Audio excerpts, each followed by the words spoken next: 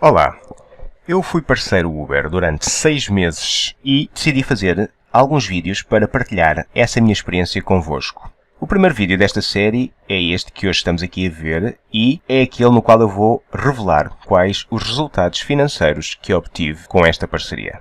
Mas antes de passarmos aos resultados financeiros, eu gostava que tivessem em consideração alguns tópicos para enquadrar este estudo. Em primeiro lugar, o serviço com a Uber teve lugar em Lisboa. Em segundo, que os dados deste estudo apenas dizem respeito a uma viatura. A duração deste estudo foi aproximadamente 6 meses e corresponde ao segundo semestre de 2016. O número de viagens incluídos neste estudo ronda as 2.500 viagens. Estas foram realizadas 24 horas por dia e 7 dias por semana. 80% destas viagens foram realizadas entre as 8 da manhã e as 23 horas. A comissão paga aos motoristas foi de 33% a 40% sobre o valor total da viagem deduzido da comissão Uber. E sem mais demoras, vou passar então a revelar os resultados destes 6 meses.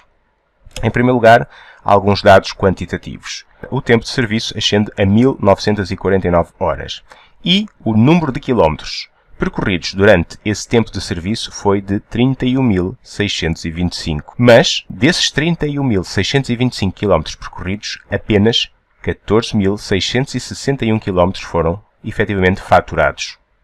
O resto dos quilómetros foram percorridos em distâncias que não foram faturadas aos clientes, ou seja, a ir buscar os clientes ou a reposicionar a viatura dentro da cidade em locais diferentes onde os motoristas achassem que podiam ter maior probabilidade de serem chamados. A faturação bruta total, incluindo portagens e IVA, foi de 15.994 euros, uma média de 1,10 € por quilómetro faturado. A Uber cobra uma comissão de 25% sobre as tarifas, neste caso isso corresponde a 3.964 euros. Portanto, o valor que a Uber transferiu para mim enquanto parceiro foi de 12.030 euros. Destes eu tive que entregar 900 ao Estado, correspondentes ao IVA, e entreguei aos motoristas a título de comissão 4.455 euros. Uma média de 2,3 euros de comissão paga à hora. Isto dá, para mim enquanto parceiro, um total de rendimento bruto de 6.675 euros. Agora, terei que deduzir todos os custos tidos com a atividade. E, em primeiro lugar, vou deduzir os custos variáveis, ou seja, aqueles que variam em função da quantidade de quilómetros percorridos. Foram gastos 2.855 euros de combustível. Isto é um gasto relativamente alto e corresponde a cerca de 7,3 litros de gasóleo gastos por cada 100 km. A viatura é uma viatura económica, capaz de realizar médias inferiores a 5 litros em circuito misto. No entanto, todas as viagens feitas pela Uber ocorreram dentro da cidade de Lisboa, em distâncias muito curtas e há muito para-arranca, o que fez com que a média fosse então de 7,3 litros ao 100. O segundo custo variável diz respeito ao custo da depreciação ou desvalorização da viatura. Trata-se de uma viatura própria que apenas teve uma desvalorização de 500 euros, ou seja, a viatura foi vendida por menos 500 euros do que o valor pelo qual foi comprada. E esta relativamente pequena desvalorização, ou menos-valia, resulta do facto de ter sido efetuada uma manutenção relativamente alta à viatura, o que fez com que estes 1.965 euros gastos em manutenção tivessem efetivamente revalorizado a viatura porque foram trocadas muitas peças relevantes e fizeram com que ela não tivesse uma desvalorização tão grande a quando da venda.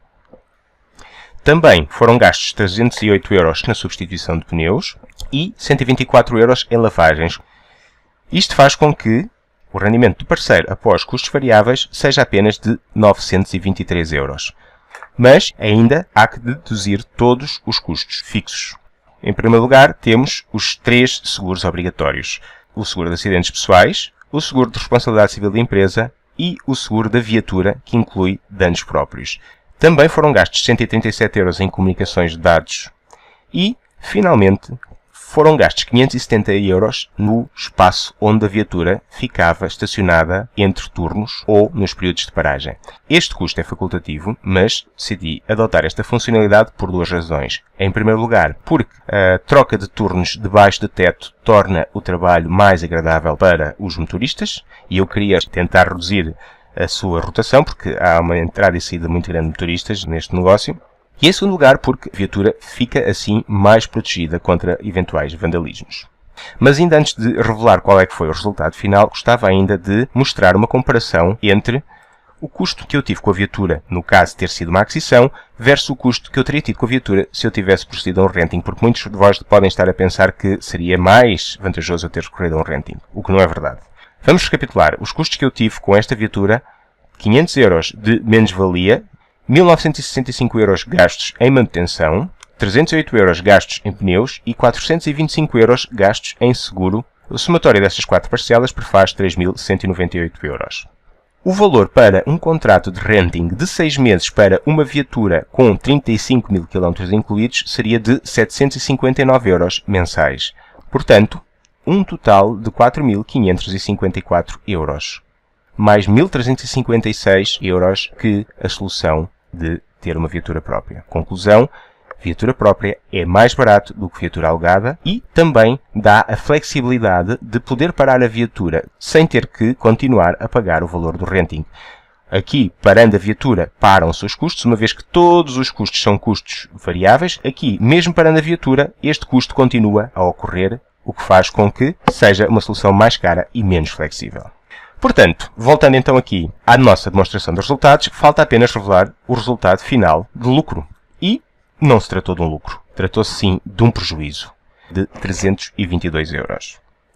E atenção, aqui não está o custo relativo às horas que eu despendi enquanto gestor desta operação.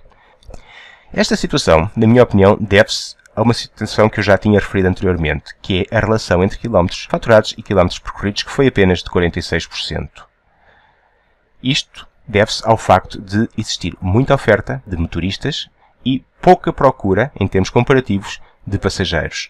Isto deixa os motoristas nervosos, faz com que eles estejam sem fazer viagens durante muito tempo, o que os leva a reposicionarem-se constantemente dentro da cidade na esperança de terem mais pedidos. A comissão que eu pagava aos motoristas dependia da performance deles relativamente a este indicador, mas mesmo assim eles optavam por fazer mais quilómetros sem passageiros no carro para tentarem obter mais viagens, o que na minha opinião é um erro. No entanto, se a relação entre quilómetros faturados e quilómetros percorridos fosse de 70%, esta operação já dava lucro e já tinha um rendimento interessante de 500 € em média mensal, que para mim seria o mínimo para tornar esta operação aliciante para um parceiro.